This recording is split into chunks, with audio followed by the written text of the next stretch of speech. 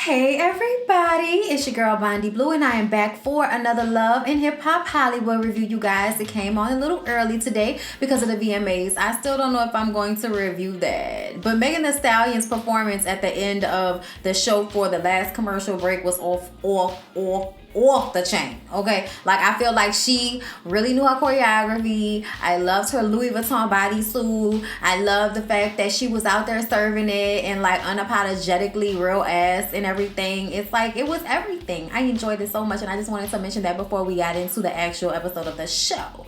But I want to remind you guys to become members, okay? Don't forget to sign up for your girl's Patreon or become a member here on YouTube. Just click the join button. It should be next to the subscribe button on the video. Okay, so I appreciate all of my members. I love you. Okay, my kidada. Okay, you and me, us never part. All right. Yes. So let's go ahead and get into the notes. So Booby is back on the show, and apparently he's gotten a new attitude, okay, with some new outfits. All right, he's not wearing that sweater vest with the hood anymore, and we're so appreciative of that. Okay, like he just kept wearing it, and it was just like, oh my God, Booby, like there's just so much untapped talent here. Can you please put on a different shirt? And he finally did, and he looked really cute, you know what I'm saying? So that was nice. Thanks for the change there, Boob. And he got picked for the Big Three. He didn't get a chance to get back into the NBA, but he is now a part of the Big Three, and he's training, and he invited Little Fizzle Pop, A1, Mickey Monday, and some other basketball players of who I did not get their names. My bad. Booby asked Little Fizzle Pop what's going on between him and April because Booby wants to shoot his shot. And Little Fizzle Pop is like, go ahead. If you think you can go ahead and shoot your shot, go ahead and do you. You know what I'm saying? And I'm like, Little Fizzle Pop, come on now, honey. Okay, come on now, honey. Don't do us. Okay, there was definitely something in the tone. Definitely something in the tone when he said this. And Booby is like, so you gonna hook it up for me? And he was like, why you gotta go through me? No. And he's like, I mean, you the best friend, dude. Like, everybody was like, dude, you the friend. You the BFF. You know, that's how it's supposed to go. And he was like, nah, man, you gotta shoot your shot on your own. And I'm like, that should let you know right there that is not cool. If he can't be the go-between, he ain't cool with it. Like, that's just the realization. All right. A1 was struggling on his basketball court, and Mickey Monday was trying so hard to prove himself. Like, there was a lot of shit going on out there when they was playing ball. I was trying to get past it, but I think I need to mention it. Mickey Monday talks about his relationship problems. Apparently, he just broke up with some girl named Trish that he was messing with, and now he's found like a woman he actually wants to be in a relationship with, and that is Slick. And Slick is one of Rihanna's Fenty models, I believe. And she's, you know, faded out with the Gap. Okay, you've seen her. She's gorgeous. We're happy. Okay. But yes, she and Mickey Monday are a thing. A1 tells everyone that Summer Bunny is trying to make what happened between the two of them bigger than it really was. And then Little Fizzle Pop pipes up and says, but you piped her, didn't you? And he like, I mean, yeah. It's like, well, I think it's exactly what everyone thinks it is. Nobody thinks y'all were in a relationship, A1. Where are you getting that from? No one thought you were in a relationship. Like, that's not what we thought. We thought that you were being a slut. And she was trying to get on. That's what we thought. I think that's what it is. So I think we thought right. Fizzle Pop and Booby tell A1 that he needs to fix this with his wife. What they trying to say is, ain't nothing out here, bro. Like, fix this shit, okay? And I just think it's hilarious that the last time we saw A1, it was like, oh, forget Lyrica. Like, forget her feelings, okay? But now you want to work it out with your wife. You want to try to make things right. I'm like, Meanwhile, Prinky and Lyrica are going to look at menial apartments. Because even though Lyrica doesn't know what she's going to do, she knows she needs to do something. And Prinky, once again, making it about her. I tried to let it pass the last time, but this time I gotta point it out, okay? She gotta let us know once again that she and Ray J went through the same thing, and she had to leave him. She had to go get her own place and let him know that she didn't need him in order for him to get his mind right. And I'm just like, oh my God, Prinky, thanks for the update. Thanks, hon. Appreciate you. Y'all, Lyrica don't know what she gonna do. We just gonna be honest about that. She don't know what she gonna do. K. Michelle and Brittany B meet up at the beach. And the first thing that Brittany B brings up is the fact that she's been busy in the studio with Blac Chyna. And K. Michelle quickly loses her shit, going off about how it really perturbs her, okay? How people want to come into this industry as a last resort. My gift from God is not your last resort. Okay? And you know what, K. Michelle, bitch? I totally agree with how you feel about that. Like, I'm so here with that. I do not feel like music is something people should do that they don't have a passion about it. Like, doing music just to get on or get money or get fame is just kind of whack. It's, just whack to me. Like, do something you want to do, okay? You out here fucking ducking and sucking or doing whatever you're doing to become a superstar in the music realm, bitch. You could be becoming a superstar in real estate. You could be becoming a superstar at the hospital, bitch. You can be becoming a superstar wherever you may work. It does not have to be music, especially if that is not a passion of yours. Okay? So I'm with K. Michelle on this. But it was a bit much. It was a bit much, that's all. Just a bit. K. Michelle has to remind us how she rolled herself on stage, okay, to perform for her fans. And I just kind of feel like because you decided to go and get ass shots, okay? Like, don't act like, somebody else caused that. You had to roll yourself on the stage because you decided to get, cement shit stuck in your ass. All right? Like, come on now. Brittany B says, well, at least Blac Chyna is serious about it and comes to the studio when she's supposed to. Monique, on the other hand, just seems to be doing music for a hobby. And I just kind of feel like, I don't know about that. Like, I don't know if I feel like it's a hobby, because what else is she doing? Like, I think that's what she does. I just feel like, there's not like a lot of fervor to get a whole bunch of shit out. She just said that she has a project that she just released. And, she's trying to keep going, okay? But it's difficult. You can tell that Monique has real issues with how she feels about her singing and how she wants to put it out there. That's why there, so many vocal lessons and such. Like, she's trying to get herself there, I feel like, to go real hard at it, but has yet to really propel herself. But I feel like she's consistently been singing long enough for people to stop playing with her about it. Just because she's not working with you, Brittany B, doesn't mean she's not working with anyone. And the fact that you claim to be her friend, but every time you want to shade April, you include Monique in on it. Who's really fake? K. Michelle says that she has seen this business tear friends apart, okay? I got a whole sack of potatoes out there that I didn't help, and look how they did me. Throw water in my face. And then we gotta replay the scene from when Paris damn near drowned K. Michelle with some pink lemonade. And then we gotta look at the Lyrica situation and how, that was a misunderstanding. I said, there wasn't no fucking misunderstanding. You completely overreacted to the fact that she was late for a show or some shit like that. Okay, granted, you're entitled to feel how you feel.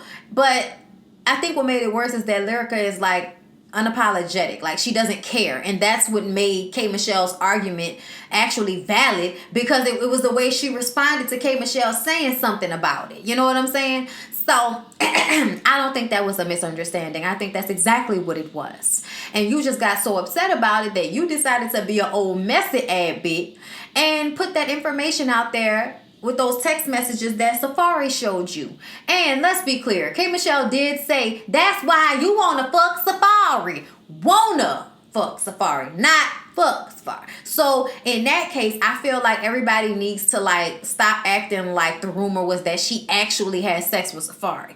She fucked around with somebody else, but like they were on the show making it seem like she was out here spreading her cooch on Wonder Bread for niggas. And I just kind of feel like that's messed up. And I understand why she feels the way she does, but she set herself up for that. Like, you got to take some responsibility and the decisions that you are making, okay, while you are on a reality show and married to some form of a goth, rocker, hip-hop, lesbian-ass nigga. Like, I don't know what's going on with anyone. I don't know.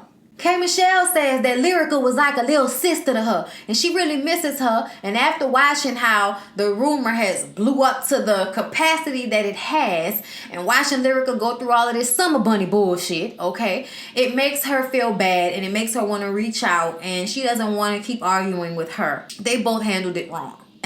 I'm like, okay, we can take that. So Brittany B is going off about how she would reach out to Lyrica and try to make things right with her, but she felt like the bitch is fake and a user.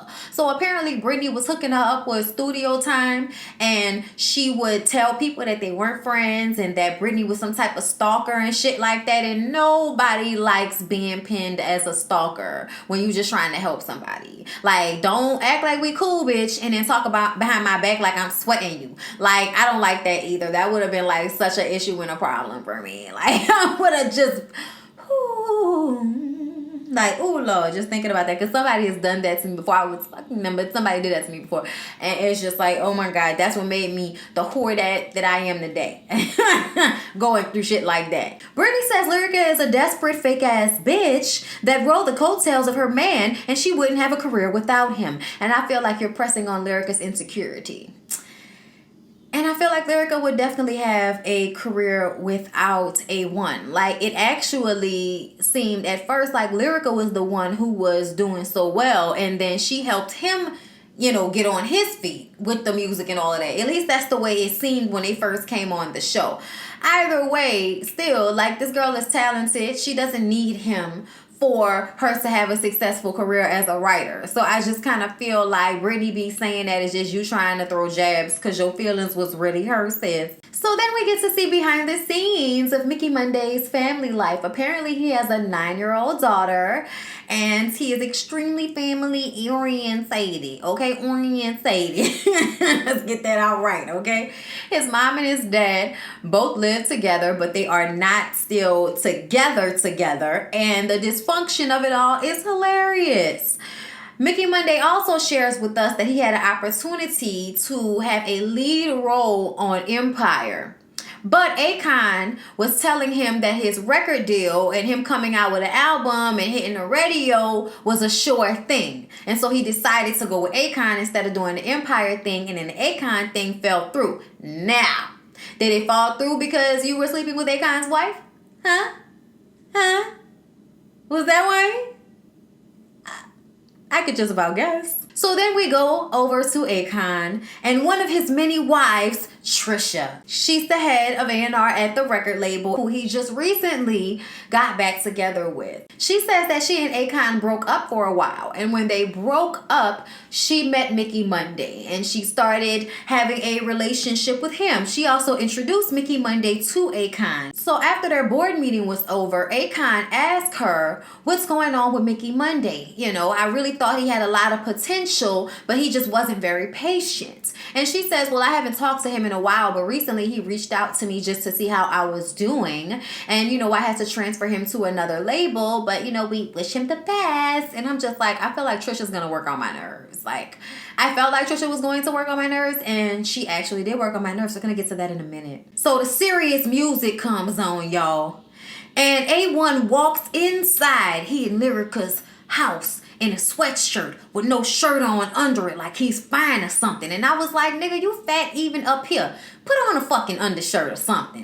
Like, why you gotta walk around like this is just so extra for no fucking reason, and you know that your nipples are rubbing against the harsh fabric of that sweatshirt. Okay, like you thought that was sexy, nigga.